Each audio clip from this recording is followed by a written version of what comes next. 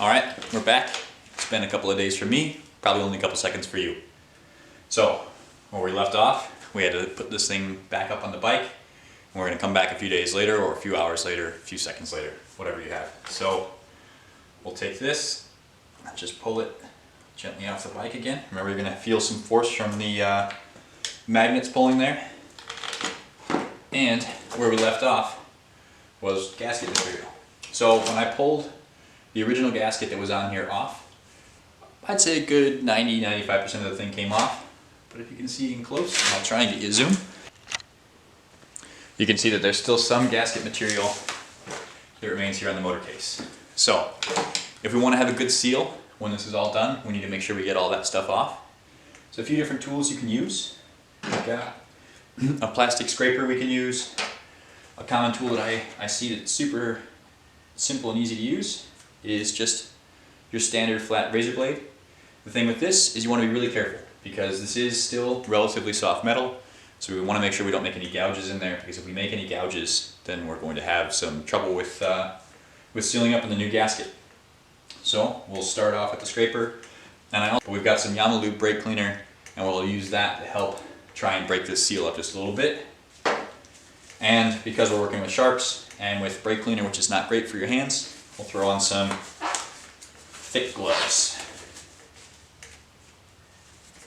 I always like to start with the weakest tool that I've got. In this case, that's a plastic scraper. So we'll take that, we'll try and do a little bit of scraping, see how that does mechanically. And if we have to go to the razor blade and using the brake clean to polish things up or to loosen up the remainder of the gasket, we'll do that. But it's always a good idea to start with the weakest tool, because then that gives you the best chance of not damaging anything. Take a blue towel, put it around our rotor. That'll ensure that none of this gasket material gets into the rotor. If it does, not a big deal. You can clean it out with either some compressed air or other tools. Just take this, and the plastic scraper is actually working pretty well for me.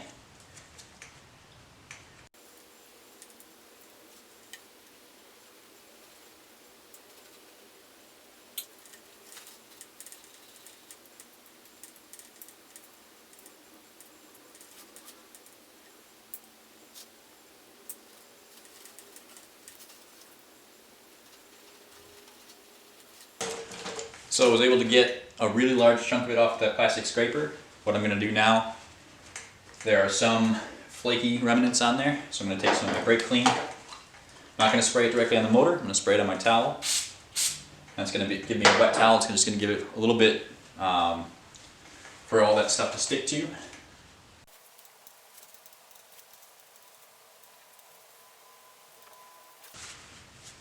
Alright, so I got most of that stuff out of there. There are still one or two spots where there's just a little bit of gasket material left, and the way you can tell that is just by rubbing your finger along it. You'll just feel a little bit of texture rather than a really nice smooth surface, because you will still see some coloration around even if you have gotten all the gasket material off.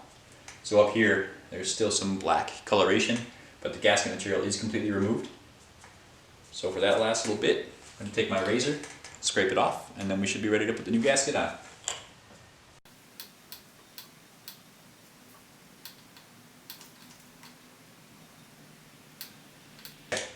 So we've got the case all cleaned up. You want to take a look in here. Notice on mine, the rubber grommets that connect the charging cables to the rest of the bike have a little bit of gasket material on them. So I'm just kind of pulling that off by hand. There was just some flakes down there. So it's just something to be mindful of when you're putting the new one in. And you want to make sure you got this snugged up in there. Our new gasket, which will help us seal properly. And what I'm going to do is I'm going to take my two dowel pins out of the stator cover. I'm going to find where they go on the case, slip these in, and then what that's going to allow me to do is have a nice good guide for this gasket. So I can slip it in over the dowel pins, and now I don't have to worry about trying to hold this up while I get the cover in place with things slipping around. We're good to go there. So putting these dowel pins in. We've got our 5mm hex, and because I love these things, Motion Pro Speed T-handle. Put this on there for getting the bolts initially on.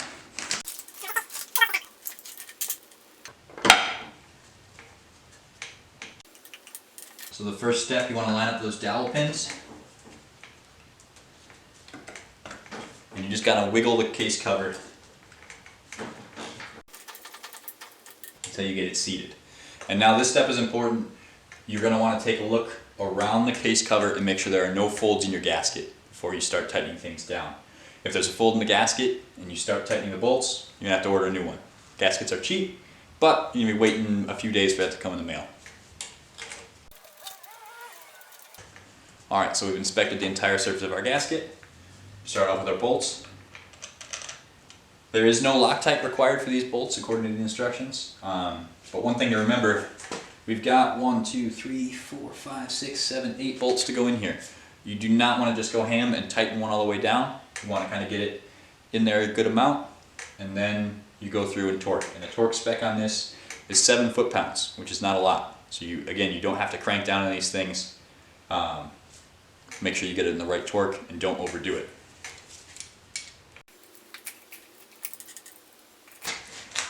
The torque that this spec calls for is 7 foot-pounds. And I looked at my 3/8" torque wrench, and that's kind of right at the bottom end of things. And I always kind of like to be more in the middle range of the torque wrench. So I'm using my small one. It reads in inch-pounds, so 7 foot-pounds times 12 inches per foot is going to give us 84 inch-pounds. Now, my 1/4" torque wrench is a very low budget torque wrench. So if you're using one of these, sometimes I don't click. 7 foot-pounds is not a lot. Last thing you want to do is over torque one of these things and have it snap off inside your motor. So use some common sense when you're going. If you don't get a click and it feels like it should be, then just stop. Maybe play around with the torque wrench a little bit. One thing I like to do before is kind of click this a few times like that, in case this thing's been sitting for a while, loosens it up. Or you could just buy a better torque wrench.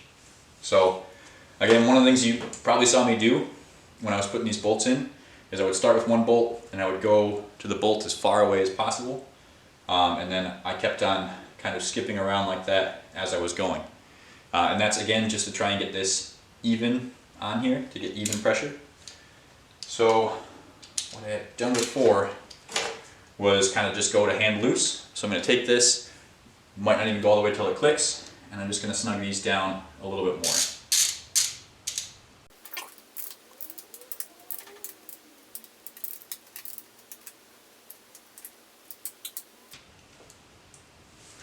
Alright, now these are all kind of snug, it's a little tighter. I'm going to go all the way to 7 foot-pounds, and then we'll be all set.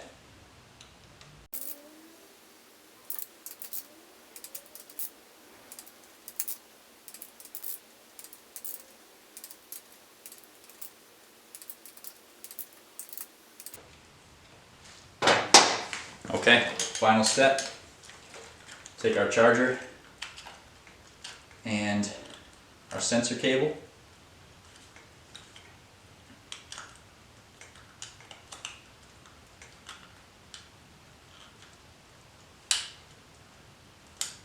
Slide them both in until you hear that positive click.